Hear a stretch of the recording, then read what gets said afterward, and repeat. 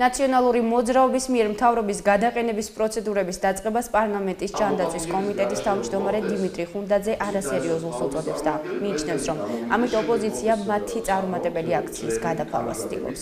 როგორც ხუნდაძემ საინფორმაციო ანალიტიკურ პორტალ კვირას პრეს-კლუბში განმარტა, მთავრობის გადაყენების თეორიული შანსიც კი არ არსებობს.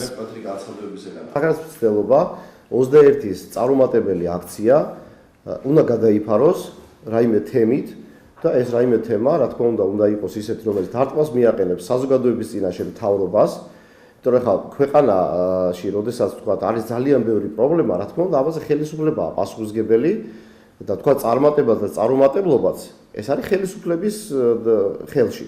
მაგრამ რა თქმა უნდა, ოპოზიცია წინაპრად წამოწევს წარუმატებლობას.